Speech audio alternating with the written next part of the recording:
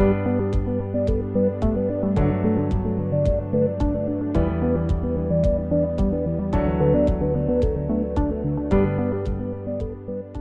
at Huss Brewing Company, craft beer lovers like you and me come to enjoy fresh beer brewed right there.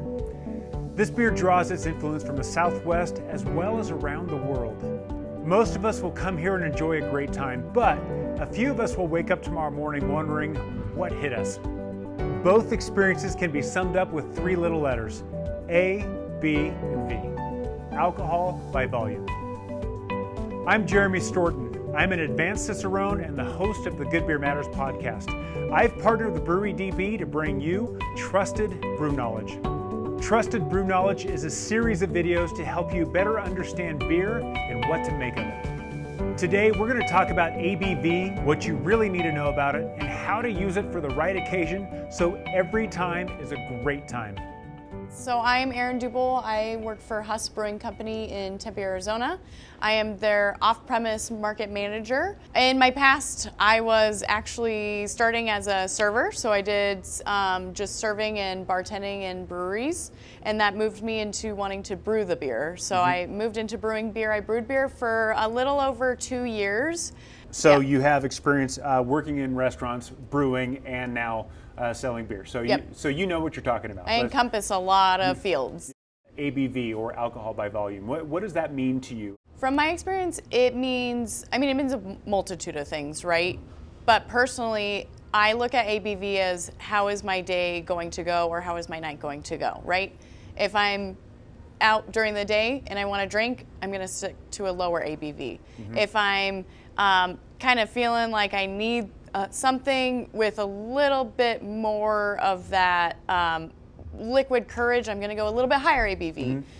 So that's really what it means to me is how is my day going to go, and what kind of beer and what kind of alcohol percentage can I fit into that. So in other words, you kind of need a plan ahead, depending on, you can use ABV to help plan your day, plan your experience, plan your interaction. Yes. Excellent. What is a good occasion to enjoy a session beer in that 2 to 4% alcohol range? I feel like any occasion is a good occasion for that. It's a starter beer.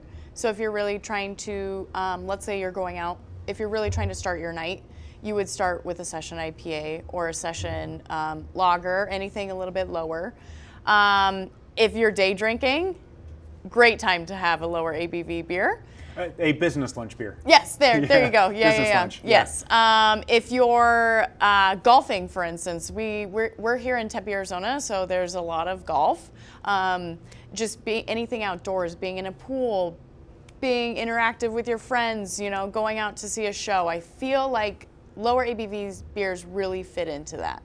And I also think about, too, as far as just kind of pre-planning your day, I think about ball games. I think about where you want to have a drink, but you want to keep your wits about you. Right. I think about when people go on vacation and they're near the water, for example.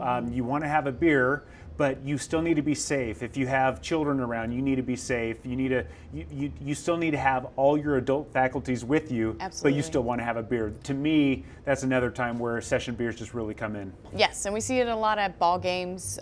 Spring training is a huge thing here in Arizona. We see that a lot at spring training. We see that a lot at Diamondbacks, where the Diamondbacks are playing. So. And one last thing too, I just think about on a weekend day when I'm done mowing the lawn or shoveling snow or doing something physical, and I want a drink, but I have more to do. That's another time that I like drinking those session beers. Yes, absolutely.